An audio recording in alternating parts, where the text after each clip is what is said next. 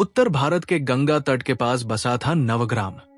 हरियाली से भरपूर, पर समय के साथ भुला दिया गया एक छोटा सा गांव।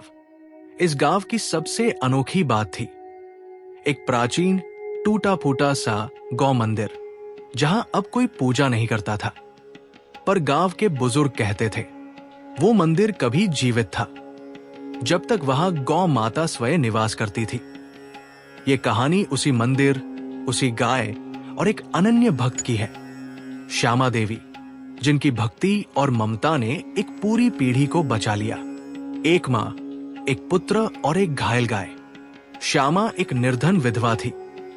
उसका इकलौता सहारा था उसका बेटा आरव, जो जन्म से ही दुर्बल था। श्यामा का जीवन संघर्षों से भरा था, लेकिन उसकी आंखों में कभी शिकायत नहीं दिखती। वो हर दिन सूर्योदय से पहले नदी किनारे दीप जलाकर प्रार्थना करती, हे गौ माता, मेरी झोली खाली है, पर मेरा विश्वास आपसे भरा है।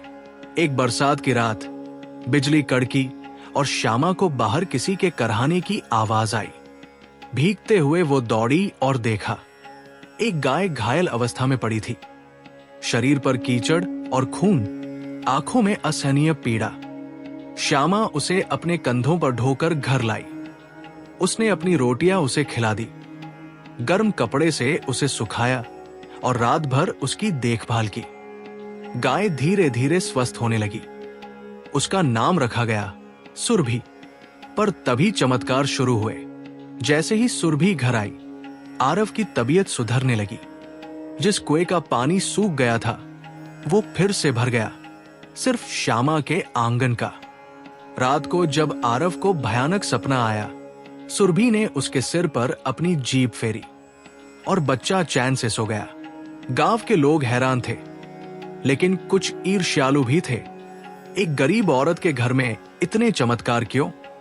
कहीं वो कोई तांत्रिका तो नहीं? एक रात गांव के 5 लोगों ने योजना बनाई, गाय को चुरा लो या जला दो, सबको दिखा देंगे कि चमत्कार नाम की कोई चीज नहीं होती। उन्होंने आधी रात को श्यामा का घर घेर लिया और बाहर से आग लगा दी। श्यामा और आरव अंदर थे। धुआं फैलने लगा। बाहर से लोग हंस रहे थे। पर उसी समय एक अद्भुत दृश्य घटा। सुरभि ने जोर से रंभाया। अचानक हवा चली, वर्षा शुरू हो गई और एक बिजली सीधे उन 5 लोगों के पास गिरी। वे वही बेहोश हो गए और अगली सुबह श्यामा का घर अक्षत था। आरव स्वस्थ था और सुरभि अब वैसी नहीं थी। उसकी आंखों में तेज था। माथे पर एक दिव्य चक्र चमक रहा था। गांव के एक वृद्ध तपस्वी ने जब सुरभि को देखा तो कांप गए।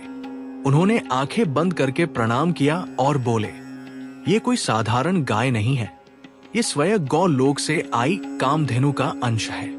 जिसे इसकी सेवा का सौभाग्य मिलता है, वो जन्मों के पापों से मुक्त होता है। सबकी आंखें नम थी। श्यामा फूट फूट कर रोने लगी। मैंने तो केवल इसे मां समझकर सेवा की थी, ये तो मेरी जीवनदाता बन गई। ओह, कई वर्षों बाद श्यामा ने अपने गांव में गौ सेवा धाम की स्थापना की। ये एक पवित्र स्थान था, जहां बीमार और असहाय गायों की सेवा होती थी। प्रतिदिन भजन कीर्तन की मधुर ध्वनियां गूंजती और गौ माता की सेवा में समर्पित लोग एकत्रित होते। श्यामा स्वयं हर सुबह सुरभि, अपनी प्रिय गाय को स्नान कराती, उसे भोग अर्पित करती और प्रेम से उसकी देखभाल करती। उसका पुत्र आरव अब गांव का कुशल वैद्य बन चुका था, जो निस्वार्थ भाव से सभी की निःशुल्क चिकित्सा करता। एक पूर्णिमा की रात गौ सेवा धाम में श्री सूक्त का पाठ चल रहा था। चारों ओर दीपों की रोशनी फैली थी और वातावरण भक्ति से सराबोर था। श्यामा ने सुरभि को गले लगाया। उसकी आंखों में अपार प्रेम और श्रद्धा थी। वो धीमे स्वर में बोली, मां, मैंने जीवन भर तुम्हारी सेवा की, अब मेरा समय पूरा हुआ, मुझे अपने चरणों में स्थान दे दो। अचानक सुरभि ने एक गहरी रंभाहट की। उसी क्षण एक तेजस्वी प्रकाश फैला, जो इतना प्रबल था कि गांव वालों की आंखें चौंधिया गई। लोग दौड़कर वहां पहुंचे। उन्होंने देखा श्यामा शांत भाव से भूमि पर लेटी थी। उनके चेहरे पर एक अलौकिक मुस्कान थी, मानो वे किसी परम सुख में लीन हो। लेकिन सुरभि वहां नहीं थी। उसके बाद गांव में सुरभि को कभी नहीं देखा गया। कुछ लोग कहते वो गाय कोई साधारण प्राणी नहीं, बल्कि स्वयं गौ माता का अवतार थी। श्यामा की भक्ति और समर्पण की कहानी गांव-गांव में फैल गई और गौ सेवा धाम आज भी भक्तों के लिए एक तीर्थ स्थल है। जब लोग एक स्वर में गूंज उठते हैं, जय गौ माता, जय गोपाल, जय हो प्रभु दीनदयाल, तो समझ लीजिए कि किसी मां की अपार ममता ने फिर से इस धरती पर अपना अमृत बरसा दिया है। गौ माता, जो हमारे सनातन धर्म का आधार है, अपने दूध, अपनी सेवा और अपनी पवित्रता से हर घर को आशीर्वाद देती है। उनकी सेवा में समर्पित श्यामा जैसी आत्माएं हमें सिखाती है कि असली धर्म क्या है। ये न केवल पूजा अर्चना में, बल्कि प्राणी मात्र की भलाई में निहित है। उनके पुत्र आरव, जो आज गांव का वैद्य बनकर निस्वार्थ सेवा कर रहा है, इस बात का प्रतीक है कि गौ सेवा से प्रेरित जीवन कितना पुण्यकारी हो सकता है। गौ सेवा धाम का निर्माण और वहां रोज होने वाला भजन कीर्तन केवल एक स्थान नहीं, बल्कि एक आध्यात्मिक क्रांति का प्रतीक है, जो हर हृदय में गोभक्ति का संचार करता है। पूर्णिमा की उस रात जब श्यामा ने सुरभि को गले लगाकर अपने प्रभु को बुलाया, तो एक अलौकिक प्रकाश ने गांव को आलोकित कर दिया। उनकी शांत मुस्कान और सुरभि का अचानक लुप्त होना यह दर्शाता है कि सच्ची भक्ति कभी व्यर्थ नहीं जाती। गौ माता ने अपनी भक्त को अपने लोक में स्थान दिया और ये घटना गांव वालों के लिए एक चमत्कार बन गई। हिंदू पुराणों में गौ माता को अत्यंत पवित्र, पूजनीय और दिव्य स्वरूप में वर्णित किया गया है। उन्हें समस्त संसार की माता, धर्म की रक्षक और देवताओं का सजीव स्वरूप माना गया है। स्कंद पुराण में कहा गया है, गावो विश्वस्य मात्रा, अर्थात गौएं इस संपूर्ण जगत की माता है। उनके शरीर के प्रत्येक अंग में विभिन्न देवताओं का वास माना गया है। मुख में अग्नि, नेत्रों में सूर्य और चंद्रमा, सींगों में इंद्र, कानों में अश्विनी कुमार, पैरों में ब्रह्मा, पीठ पर विष्णु और पूंछ में शेषनाग तक का निवास बताया गया है।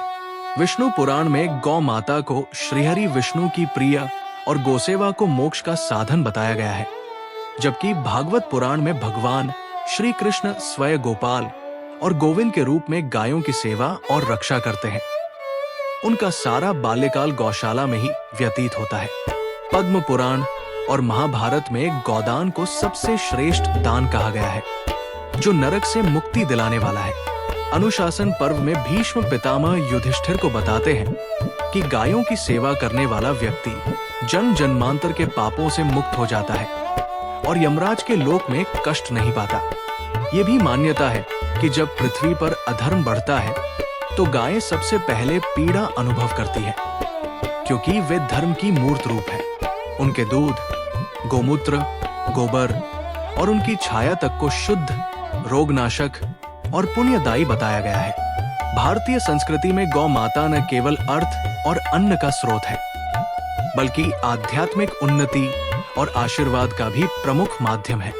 गौ सेवा को यज्ञ, तप और तीर्थ स्नान से भी श्रेष्ठ माना गया है। वे केवल एक पशु नहीं, अपितु संवेदना, करुणा और संस्कृति की जीवित प्रतिमा है। जो व्यक्ति गौ माता की सेवा करता है, उसके जीवन में सुख, संतुलन और आध्यात्मिक आनंद स्वतः ही प्रकट हो जाता है।